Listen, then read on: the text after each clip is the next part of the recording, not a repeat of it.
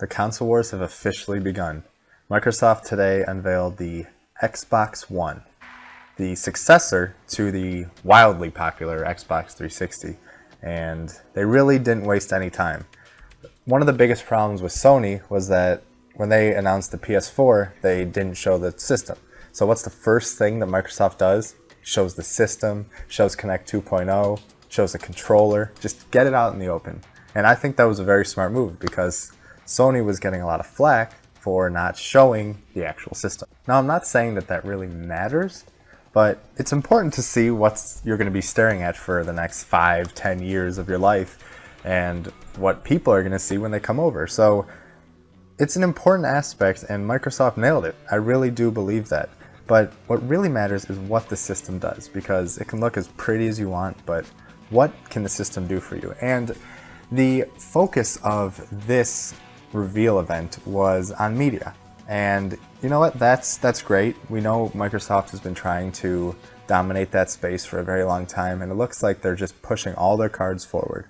Because what I really took from this event is that they're trying to change the way you interact and view your television. Now, that doesn't say anything about games, because games are an important part. It's an Xbox, don't get me wrong, but it's about the media. It's about living up to the name of this new system, the Xbox One. It's the one system, the one piece of equipment that you need, and you won't need anything else. So let's say you're playing Call of Duty and you're in an intense match, whatever you want to say, and the Browns are on television, and you want to check the score. So in between matches, all you have to do is say, Xbox, switch to TV, and it will automatically switch to the channel you were previously watching. And you can see what the Browns are doing. Maybe you want to check the weather, so you say, switch to weather channel. All seamless, all easy, all integrated. And then you say, switch back to Call of Duty, and it's all being controlled by your Xbox, by Kinect. Now, another great feature they talked about is the guide. It is basically, if you're used to a TV guide on your cable box, but it's going to be integrated with Xbox. So there'll be a trending section where you can see what people on Xbox Live and your friends have been watching. You can set favorites, so Mad Men is always on the top of your list, whatever you want to do. And they're also, which I think is probably one of the coolest features, is integrating sports and fantasy together. So let's say you have a fantasy basketball team and LeBron is your star player. While you're watching the game or playing a game or whatever you're doing, there'll be a little notification pops up saying LeBron's stat line, like 21 points, 6 rebounds, whatever that is. And you can also see league standings, you can see scores. So it's really integrating all these things that you love doing into that one place. And they also announced that NFL.com and Microsoft will be partnering up to offer, I don't know, stats and special features. They really didn't go into it, which was a little strange, but I'm sure we'll learn a lot more about that once the details get worked out. Now, as for the system itself, the dashboard is pretty similar to what the 360 has right now, but they're adding a lot of new features. So one of the things, especially with Kinect, is the gestures. So there's going to be a new gesture where if you kind of grab and then pull together, it will know that, and it will say if you're watching Netflix, it will make the screen much smaller so you can use other apps. For example, the newly integrated Skype. So as you know, Microsoft bought Skype and they are bringing it to the Xbox One, so you'll be able to chat with your friends, do group chats, all the great stuff that Skype does. But what about the games? So it took them, I mean, I know it took us a few minutes to actually get to the games, but that's what the conference went like. The first half hour or so, you didn't really see a game. But then they brought out EA. And EA came out and showed kind of a showcase reel of what to expect from the next generation. They highlighted 4 games: Madden, UFC, FIFA, and NBA Live, which is making its triumphant, maybe, return back to the basketball race. And, you know, it's cool that they're doing that and that they're going to be really working with Xbox, but the showcase reel was very CG-like, and it looked good, but I would have rather seen some gameplay. A lot of the wireframe and behind the scenes look that they gave us was actually pretty cool, and you can see the tech that they're actually building into the system. So it was cool, but nothing blown away really. Now the next game was Forza, which is the racing game, and racing games always showcase systems because the clean lines and the reflections and the real life tracks, and you know, the game looked good, but again, it looked it maybe doctored, maybe CG. It's hard to really tell until you actually see the game in action. It's just cars racing. I mean, how many times can you really see that? So those games are great. I'm sure it'll be fun, but nothing really too crazy. But then they kind of gave us a new IP, which is from Remedy Studios, who made Alan Wake, which, if you remember, is the flashlight wielding game where you go around destroying all these dark spirits. And this game is called Quantum Break. And it's interesting because with their whole TV game integration type thing, they're really trying to push this. And with this game, it's kind of going to be going to the forefront of this push. So they start off the trailer, and it's a live action trailer with this kid and her mom or someone she knows. And the kid obviously has some powers or some time travel abilities. We're not really sure what it is. But then it cuts over to gameplay footage of a boat crashing into a bridge, which again was kind of CG-like and doctored, but that's another story. And you couldn't really tell exactly what was going on, but it ended with a quote saying, "Time is the fire in which we burn." So maybe it deals with controlling time, and maybe this girl has some powers, and it's going back and forth. So it's interesting, and Remedy's a good studio, so we'll see what they say. But it's always good seeing new IPs and new ideas, which kind of brings up the next big point, is that Microsoft stated that they will have 15 exclusives, and 8 of them will be original IPs within the next 12 months. So that is pretty exciting. 12 months from the launch.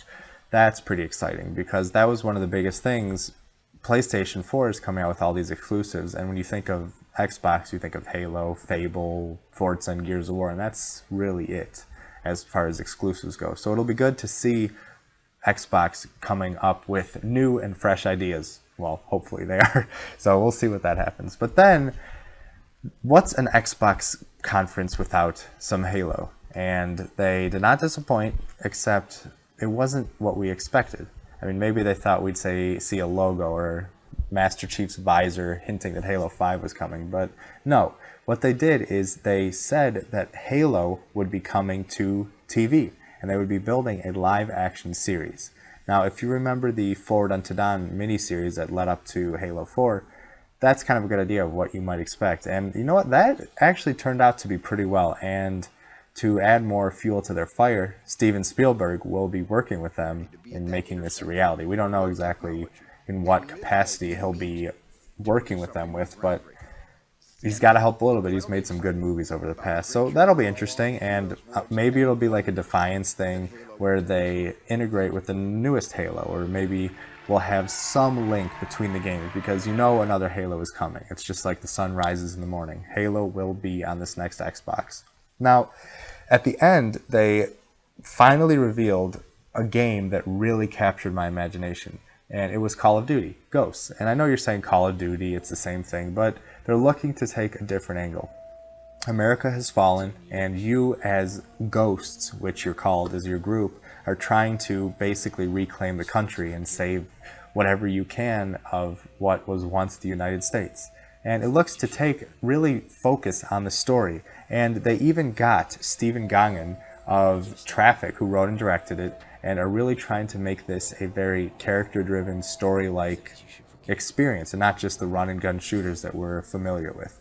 And it looks really good. They actually have a dog now that they motion capture. It's a real dog, and if it's anything like the Fable friend that you had, it could be cool, because it makes you care. It makes you invested in the world, and if it's a believable animal and character, that could really go a long way in making it a memorable experience. Except if they kill the dog, and then that would just be the saddest thing ever. But you know, that's probably what they're going to do, because they're evil and they want to pull at your heartstrings. But it looks good. They showed some of the tech demo, the new lush environments. With multiplayer, they're going to be bringing dynamic maps, so things will be falling and you can control other things to wreak havoc on your enemies. And also, they showed some fish. So you will be swimming in the new Call of Duty, and there's some new tech where if you swim towards a fish, it will run away and swim away. So it's cool that the tech is there. With this new system, with the increased RAM, increased processing power, we're going to be able to see a lot more things, because a lot of people will say, oh, this doesn't look as good as the leap from PS2 to PS3 or Xbox to 360. And while that may be true, a lot of the other things you can do with having more enemies on screen, having more dynamic events, having more believable NPCs and characters, that's what is the power of next generation. And we're only going to be seeing the beginning come this holiday season. So a few more things before we kind of wrap things up. The Xbox One is not backwards compatible, so you will not be able to play your Xbox 360 games. It is not necessary to be online at all times, which is very important because people were freaking out about that. But they still are probably, well, most likely going to be blocking used games in a sense. So when you get a game, you will have to install it to your account or your system and link it to your account. And if you want to put it to another account, let's say your friends or anything else, they will have to pay a fee, which Microsoft did not so much talk about. So we'll see how much that costs, but that's going to take a little hit out of GameStop too, because we'll have to see how that affects their pricing and if they'll even accept the trade-ins, because if they have to sell it at a loss so people will buy it because they have to pay a fee anyway, it may drop down the value of the trade-in game. So that will be an interesting thing to see, but at least if the power goes out, you'll be able to play your single-player games. So that's always a good thing. So what did I think about the conference? I thought it was good. I don't think it blew me away. I thought the PlayStation 4 was much better because they focused on games. They focused on us as gamers and showed us that they're committed to making us these experiences that we love to play. And I love that because I am a hardcore gamer. Now, I'm not saying that the Xbox One is bad because it's reaching for kind of a different market. So what they're doing is great. And it really is good, and I know at E3 we're going to see a lot more about the games, but from what I got the sense of is that this is going to be not a gaming console. It's going to be an all-in-one system, which is fun and great, but it's going to be different because we're used to having Xbox 360 being for games. And I know they have been pushing it, but that's what it's for. It's games, and it's looking like they're trying to get more broad, and it might hurt them, it might help them. It's way too early to tell, but it's interesting that these two consoles, while they are similar, are going to be extremely different. And I, for one, am very excited to see what it will become. Now, one thing I wish they did do is talk more about Xbox Live Arcade and the indie scene, because Sony is really pushing that. They're pushing that indie development, and you can see if you're a PC gamer that there are some incredible games out there that people are making 1, 5, 10-person teams and really pushing the industry forward and making ideas that we haven't seen before, because with these AAA titles and stuff, sometimes you get in a rut and it's not as exciting as it used to be, and it's good to have these other options. And they didn't really talk about Xbox Live Arcade, which is a big part of the system and what people really like to play. Now, what they did mention is that the achievements and our gamer score will transfer over to the new Xbox, which is very good. So that's exciting to see. And I mean, obviously we didn't get a price. We didn't get a release date. They said it was coming later this year, and that's to be expected. But one thing I just wish they would have done is allowed me to pre-order it, because the PS4 still isn't allowed to be pre-ordered, and I just want to secure these systems already. So those are more or less my thoughts. I enjoyed it, like I said, but I think they have a lot to prove come E3 for us as gamers. I think the system's going to be great. There's no question about that. But for the gamer, for the person who grew up on Xboxes and PlayStations that is looking for these experiences, they're kind of not turning their back on you, but not putting the spotlight on you. And if they strike the right balance, it could be perfect. But if they focus too much on this entertainment thing and it doesn't take off, and PlayStation on the other side is coming out with Infamous and Killzone and all these other games that, while they are existing franchises, they're reinventing the wheel with them and making them unique experiences. And that could really draw a lot of people and hurt Xbox. So, like I said, it'll be interesting to see what it entails. And come E3 in a few weeks, we'll really get a lot more information. So until then, stay tuned to Gamers Advocate and to all of our things that we're doing. Follow us on Twitter, like us on Facebook, follow me, I'm at Adam Bankhurst, and subscribe below. We'll have a lot more videos, a lot more content, especially with E3 coming up. So we look forward to talking to you again, and let me know your thoughts. Let me know what you thought about this conference. Were you happy? Were you sad? Are you going to get one? Are you still sold on the PS4? I'd love to know, and we'd love to feature your comments or thoughts. So thanks for watching, and we'll see you at E3.